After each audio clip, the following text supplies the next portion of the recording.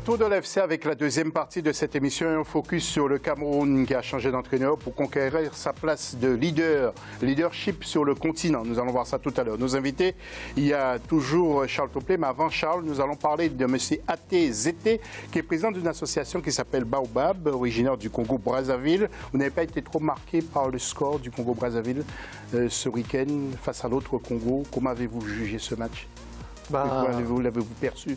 En tout cas, sur le contenu et sur l'engouement qu'il a suscité, on était très contents de voir un petit peu la production de l'équipe. Après, on aurait tous aimé que le résultat soit totalement en notre faveur, c'est-à-dire une victoire. Mais au moins, ça nous permet de conserver des chances pour la prochaine journée. Voilà, donc Zimbabwe et Congo. Pour le prochain match, RD Congo contre Libéria, ça sera au mois de mars 2019. Charles Topley est toujours là. Vous savez, Charles Topley, c'est un défenseur de la sélection du Togo, défenseur très rugueux. Heureusement, vous, ancien joueur, vous ne l'avez pas rencontré. Et puis, il y a Amine Sami qui est avec nous. Amine, vous êtes dans la vidéo. Ça consiste à quoi? Qu'est-ce que vous faites? En fait, je fais de l'analyse vidéo individuelle pour les joueurs professionnels et aussi les joueurs en formation. Donc c'est un travail parallèle qui vient avec le travail qu'ils font déjà en club, pour ceux qui en ont envie bien sûr, pour pouvoir optimiser leur prise de décision pendant qu'ils sont sur le terrain. Vous êtes originaire de l'Iran. Voilà, vous avez beaucoup de joueurs iraniens avec vous? En fait, je travaille beaucoup plus avec des joueurs justement d'origine africaine ou des joueurs, on va dire, des Caraïbes. Parce qu'en fait, ils sont beaucoup plus représentés ici en France et dans le championnat européen. Vous avez votre place ici à Africa 24. Merci beaucoup. Voilà.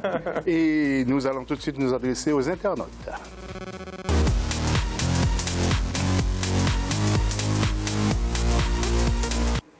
Et voyez-vous justement Eto'o ou Drogba, futur entraîneur, car vous le savez que Drogba au moins a mis un terme à sa carrière et puis Eto'o est en passe de mettre un terme à sa carrière également. Vous intervenez sur Facebook Africa 24 ou sur notre Twitter avec le hashtag Africa 24. Le dossier de l'FC tout de suite.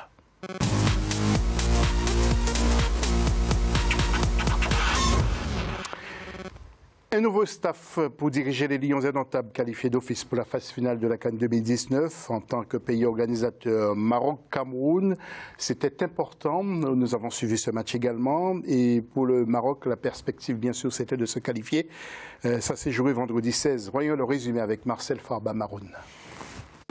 Le choc du groupe B, dans le cadre des éliminatoires de la CAN 2019, a vu le Maroc dominer le Cameroun 2-0. Une belle opération pour les Lions de l'Atlas qui ont attendu la fin du match Comores-Malawi pour savourer leur qualification. Après avoir manqué quelques occasions, le milieu de l'Ajax d'Amsterdam, Hakim Ziyech, trouve enfin l'ouverture sur pénalty à la 54e minute de jeu. Le numéro 7 marocain voit ensuite double à la 66e minute suite à un superbe enchaînement contrôle-frappe à l'extérieur de la surface adverse. La soirée pouvait se terminer sur une note parfaite du côté des hommes d'Hervé Renard. Était la sortie sur blessure de Younes Belanda à la mi-temps, remplacé par Sofiane Boufal. Quant aux Camerounais, ils devront se passer de Karl Toko Ekambi lors du prochain match. L'attaquant de Villarreal a été expulsé après avoir écopé d'un deuxième carton jaune pour simulation. Tout compte fait, le Cameroun, pays organisateur, sera bien de la partie et tentera de défendre son titre acquis au Gabon en 2017. Si à Marcel, avant de retrouver le plateau justement, que pense Joseph-Antoine Bell de l'arrivée de Clarence Seedorf pour diriger justement la sélection? Un mot de Joseph-Antoine Bell, ancien portier de la sélection du Cameroun. En tant que Camerounais, Seedorf étant en place, je trouve que ma position, c'est de faire en sorte qu'il puisse apporter le maximum possible. Et puis, si un jour il savait que manifestement il n'est pas l'homme de la situation, peut-être que je serai le premier à le dire. Donc, mais je crois que le Cameroun est dans une situation telle que je ne pourrais pas passer mon temps à regarder à la loupe si Seedorf c'est bien celui qu'il fallait. Voilà, Joseph-Antoine Bell aussi qui est candidat à la présidence de la FECAFOOT, Fédération camerounaise de football. Alors, Samy, que pensez-vous de ce match justement? Le Cameroun qui a perdu quand même. Hein. C'était un match... Ça, c'est pas inquiétant, non? C'était un match intéressant, parce que contrairement à ce que tout le monde pouvait penser, jusqu'à ce penalty sifflé pour Boufal, les Camerounais, par intermittence, arrivaient à mettre en danger l'équipe marocaine. Donc ce qui se passe, c'est que si vous avez vu du côté droit, la défense marocaine, c'est passé plusieurs fois, mais il n'y avait personne pour reprendre les centres qui sont passés. Donc je n'ai pas trouvé le Cameroun ridicule, pas du tout. Je pense juste que Seedorf a besoin de temps pour pouvoir travailler. Après, des compétences de Seedorf, on en parlera plus loin dans l'émission. Mais après ce penalty-là, ça a vraiment tout changé, José, parce que les Marocains ont pris le plus le jeu en main et puis ils ont installé leur jeu, notamment les 2 buts de Ziyech. Ils ont gagné le match. Il faut lui laisser le temps, justement, Charles? Oui, je pense qu'il faut lui laisser le temps parce qu'il vient de prendre la sélection. Il faut quand même qu'il organise, qu'il soit entouré, que les gens lui laissent un peu le temps pour qu'il puisse évaluer un peu le potentiel donc, de ses joueurs et aussi voir un peu l'environnement, maîtriser plutôt l'environnement pour essayer d'asseoir un peu ce qu'il doit apporter au Cameroun.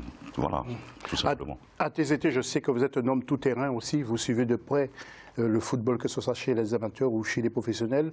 Pour vous, que représente ce nouveau sélectionneur pour le Cameroun? Le Cameroun qui a déjà passé 10 entraîneurs en l'espace de 10 ans. C'est beaucoup quand même. C'est une nation qui est vraiment très reconnue au niveau du football, surtout le football africain. Et c'est vrai que ces dernières années, il y a eu beaucoup d'instabilité sur la répétition de nouveaux entraîneurs. Donc là, actuellement, c'est Seedorf, qui a un grand passé de joueur, qui découvre un nouveau continent avec des codes qui sont complètement différents, un style de joueur. Et c'est vrai que il est aussi dans un environnement d'un pays où le temps ne fait pas toujours partie de ces éléments-là. Donc il doit malheureusement trouver rapidement un équilibre entre la gestion, les résultats, pour pouvoir asseoir un petit peu donc, sa philosophie et son développement un petit peu du jeu pour être prêt pour la prochaine CAN. Alors justement, ce mardi 20, il y a une belle affiche du côté de Londres, en Angleterre, entre l'équipe du Brésil et le Cameroun. Justement, présentation de cette rencontre avec Marcel Farba-Maroun. Regardez. Affiche de gala au Royaume-Uni. Le Brésil défie le Cameroun ce 20 novembre pour le compte d'un match amical. Les deux sélections se sont rencontrées dans le passé à l'occasion de 2 compétitions internationales, à savoir la Coupe des Confédérations en 2003, soldée par une victoire des Lions indomptables 1-0, et la Coupe du Monde organisée par le Brésil en 2014, qui a vu la sélection auriverde s'imposer 4-1. Un match qui permettra à la formation camerounaise de bien se préparer pour la 6e et dernière journée des éliminatoires de la CAN et surtout tester son niveau face à l'une des meilleures nations de football de la planète, 7 mois avant le coup d'envoi de la CAN 2019.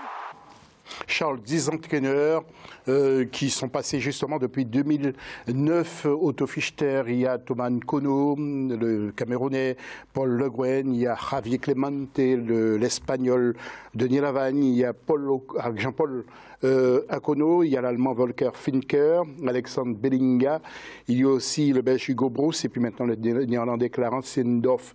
Vous ne pensez pas qu'il y a quand même un petit souci de stabilité parce qu'on devrait avoir un entraîneur qui soit là pendant 3 ans, 4 ans pour bien travailler? C'est pour ça que on sait très bien que le Cameroun a énormément donc, de joueurs très talentueux, mais sur l'instabilité donc, des entraîneurs, je pense que c'est ça qui joue aussi, qui fait que bon, mais cette équipe-là, bon, ça ne tourne pas très très rond.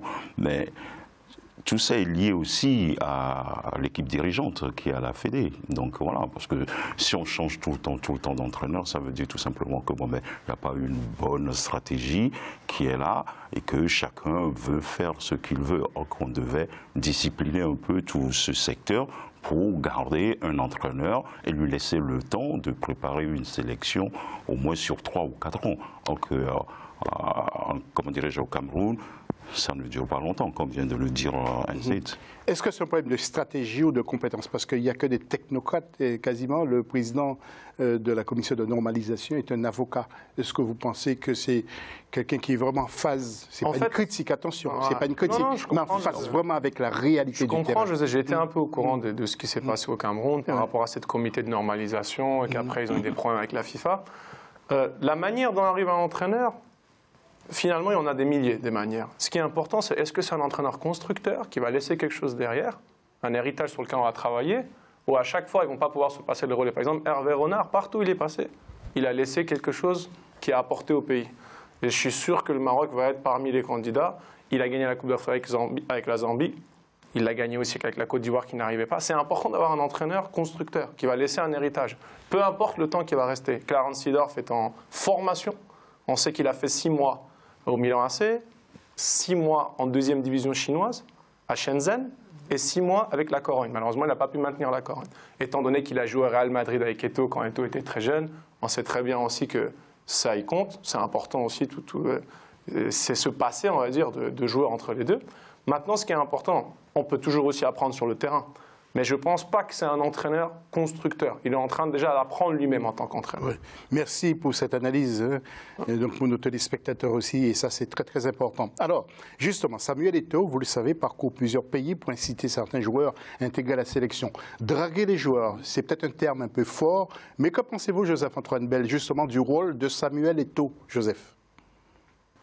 Pour aller draguer des joueurs, il faut les avoir sélectionnés. Et qui c'est qui les a présélectionnés pour que lui puisse aller les draguer? Donc, s'il le fait, ça veut bien dire que quelque part, il fait partie de l'équipe qui gère les choses. Et ça, vous l'avez... Bon, vous ne vouliez peut-être pas le dire ainsi, mais vous avez révélé que Samuel Eto'o fait partie de l'équipe qui gère les affaires footballistiques au Cameroun. Et Joseph-Antoine Bell, l'affiche de ce mardi 20 entre le Brésil et le Cameroun, qu'est-ce que ça vous inspire pour terminer avec vous? Ça reste un match amical pendant qu'ils ont des matchs de compétition pour lesquels ils marquent des points, pour lesquels il y a des trophées en jeu. Celui-là est un match amical de prestige. Voilà. Donc, évidemment, quand on est joueur, les matchs de compétition intéressants et les matchs amicaux de prestige, on aime bien faire partie. ATZT, vous êtes avec nous, vous êtes président d'une association qui s'appelle Baobab, vous faites la transition entre la France et le Congo-Brazzaville. Dites-nous de quoi il s'agit exactement, c'est quoi son rôle, qu'elle s'occupe de sport? Alors c'est une association de l'an 1901 qui fait de l'éducation par le sport et spécifiquement on utilise le football parce que moi je suis diplômé d'un BE2 de football, donc ça fait partie un petit peu de ma... Et pourquoi vous ne prenez pas une équipe africaine en main? Parce que j'ai déjà un rôle, je m'occupe déjà sur la France du développement du football. Je faisais de la formation aussi avec la Fédération française de football. Et même pas en tant que conseiller, parce que on nous regarde sur le continent, là, vous n'aimeriez pas aller rendre service quand même en tant qu'Africain à ce football-là? Je le fais, j'apporte ma pierre à l'édifice, même si c'est à un niveau infime, à travers justement l'association Baobab, où on a créé une antenne reconnue par les instances congolaises depuis 13 ans. On est affilié à la Fédération congolaise de football et le ministère de l'Intérieur. Et donc notre rôle sur place, on est implanté sur tout le territoire de Brazzaville et nous faisons donc à travers le football, donc l'animation de football de quartier dans l'ensemble des arrondissements de Brazzaville, avec comme deuxième volet de pouvoir former ces animateurs et puis leur permettre aussi un petit peu de les accompagner dans l'insertion. Parce qu'on sait que le football étant le sport roi et étant vraiment un petit peu un outil qui peut permettre un petit peu de transmettre des valeurs, on travaille sur ce domaine-là pour l'instant. On travaille avec les instances, la fédération, le ministère. Et puis l'avenir nous dira si on peut aller un peu plus loin. On a des projets. Mais quels sont-ils? Vous avez des projets à court, à long terme? Alors les projets à court terme, c'est de permettre un peu à ces éducateurs, on veut créer de l'emploi sur place. Qu'aujourd'hui, si vous voulez, en Afrique, souvent le rôle de l'animateur est considéré un petit peu comme un grand frère à qui on donne un ballon et puis on dit occupe-toi des jeunes. Mais il n'a pas des codes, il n'a pas de compétences, il n'a pas de formation. Par contre, vous avez des animateurs qui ont au départ une bonne sensation, mais qui souhaitent absolument être accompagnés pour avoir une formation du rôle de l'animateur qui correspond un petit peu à la base du football, et donc de ces jeunes au sein des quartiers. Sauf qu'à un moment, ces jeunes qui sont des fois compétents sont livrés aussi face à une situation économique et ils ont besoin d'avoir un emploi. Contact, comment faire pour rejoindre? Est-ce qu'il y a une possibilité? L'association de Baobab, donc c'est... Baobab. Oui, c'est l'association Baobab. On est sur Facebook, Baobab Congo-Brazzaville, et vous aurez toutes les infos et vous pourrez un petit peu nous accompagner dans ce projet. Merci à TZT, vous connaissez la maison. Quand vous voulez, la maison, les portes sont grandes ouvertes pour vous à Africa 24. Merci, M. Charles Toplé, d'être venu encore une fois, de nous apporter votre éclairage. Et puis, à très bientôt. Et puis, merci aussi, Ami, d'être venu. Samy, pardon, Amine. J'espère bien que vous reviendrez nous voir. C'était un grand plaisir pour moi, José. Ouais. Merci. D'avoir vos analyses techniques sur le football africain dans son ensemble. Merci, messieurs. On se retrouve tout à l'heure pour la troisième et dernière partie. Et nous allons partir en Outre-mer. Nous allons partir dans les dom-toms, comme on dit souvent. À tout à l'heure. Bien,